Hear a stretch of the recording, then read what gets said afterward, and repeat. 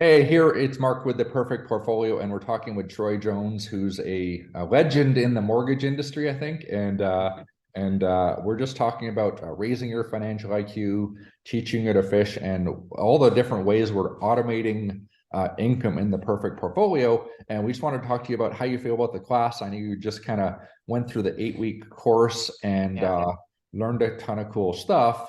So maybe just tell us a little bit about your background, and just so people can see that we have all different types of people from all different backgrounds in the course.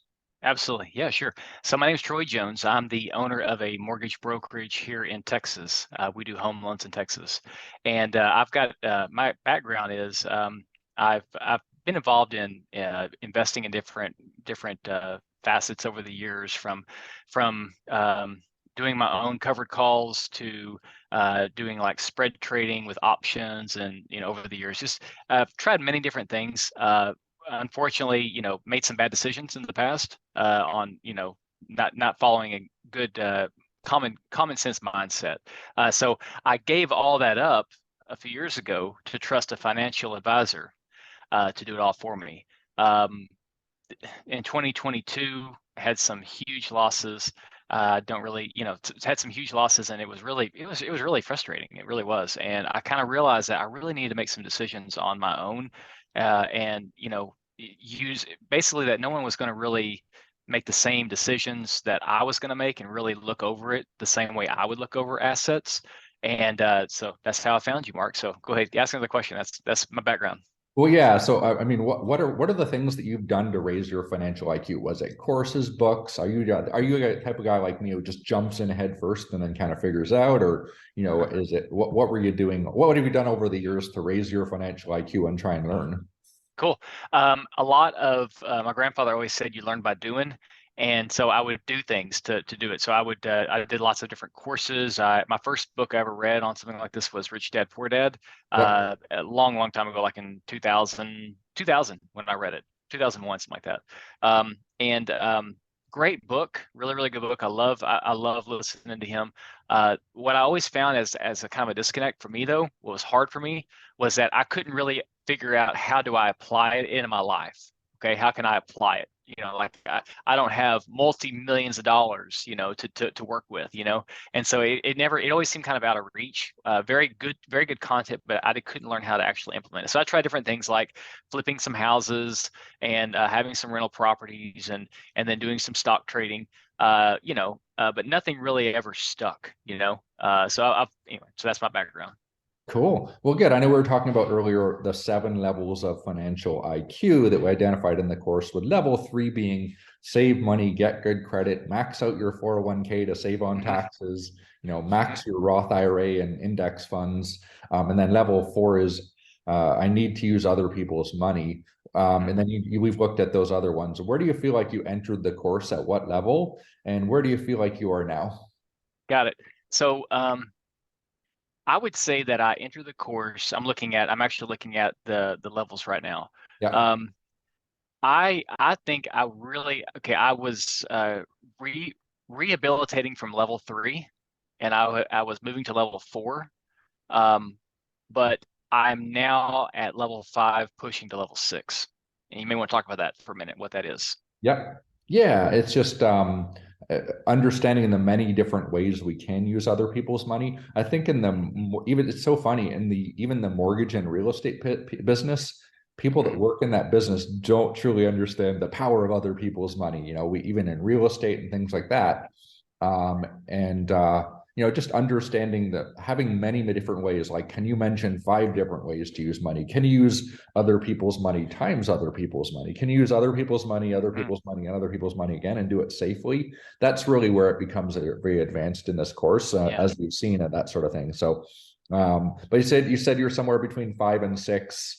Yeah. Sophisticated investor, because you've traded options before. 5.5. I'm 5.5. There Yeah, you you go. know what a covered call is and that sort of thing. And today Yeah. it's nice we don't have to do that. We can just buy the ETF, and they do all That the was work the for biggest. That us. was the biggest thing. So let's talk about that for a second. So Okay. with my history of so like I would do things like, this is a few years ago, like I would buy Ford, okay, and then I would Yep. write a covered call on Ford. Well, that'd be great for like maybe 2 or 3 months, okay, but then Yep. what would happen is Ford would go down, and then my cost basis would be too high, and I couldn't write another covered call for a long time. And so it's like just sitting there and Right. waiting and hoping for Ford to go back up in value. So that Yep. was the coolest aspect of learning how to be able to do that with covered call ETFs the right way, Yep. using Yeah. other Yeah. people's money at the same time. Yeah, again, the idea is automate your income. If there's a whole lot of work involved in it, I don't want to do it. I want to set it up and automate Yep. it and then and go from there. And we're definitely getting more into the automation business as we've been touching on in this Yep. specific course. So now with your new level of higher level of financial IQ, level 5, level 6, how do you see your life changing in the next 24 to 36 months? Oh man, so first off, I'm already talking to family about this. I was chatting with my mom last night. I'm chatting with my brother a little bit about it as well. My brother actually had heard about Buy, Borrow, Die, and so I'm Yeah. really excited to get him involved. So I'm trying to get them in for to come to the next course. But telling other people about it is awesome.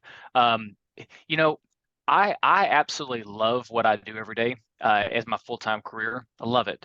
Yeah. But from a personal standpoint, I really believe that within the next 12 to 24 months, that the amount of income that it takes to live, I'll be able to generate that from our dividend income alone, Yeah. which is awesome because it's really we really need to be able to continue to do what I do. I love helping people buy houses. I just love doing that. Okay, Yeah. but there's a different aspect of doing it because you need to for your family versus Yeah. doing it because you want to. And I'll keep doing it because I mean I love the mortgage business. I love it. But I really see over the next year to 2 years that we'll be able to do that. I mean, just since we started, Mark, I'm already a third of the way there. The dividend income that we're generating now is already covering a third. I don't need the money right now to use. It's just being reinvested. But if the funds were needed, they would be there every single month. So, Awesome. Awesome. so Peace of mind. Is it peace of mind? Oh, totally. Yeah, it really is. Just to know, uh, learning how to use leverage, but using it effectively, in the same fashion as what I do every day as a mortgage broker. When people come to me, they don't come. I don't. I mean, let's just be honest. I don't. If somebody pays cash for a house, they don't need a mortgage broker, right?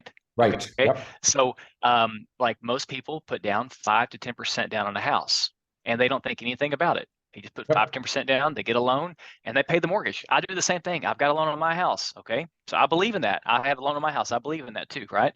So, but the mindset that I think the big institutions, peddle to the public is that using margin is risky when you're buying stock.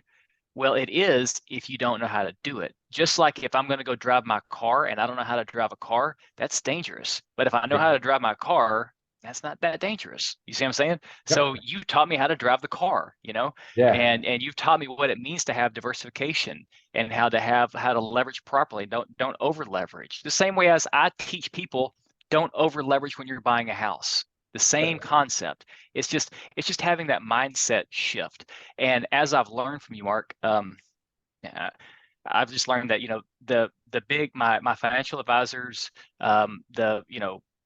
the big banks, they're not going to give you that advice because just like you say in your book, which I found you from your book, that rich man poor bank is that the richer that me and my family become, the poorer they will become. So they don't want us to be rich. Yeah. Okay, good.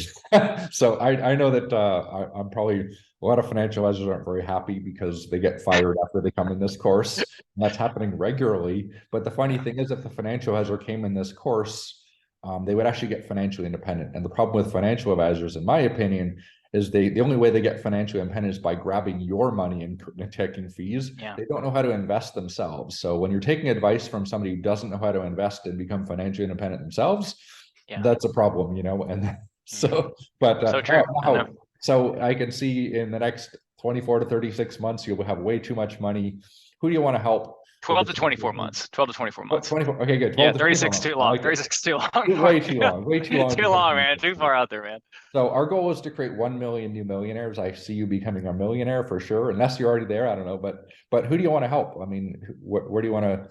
Was it charities, foundations, churches? What do you want to do? Something that drives me nuts.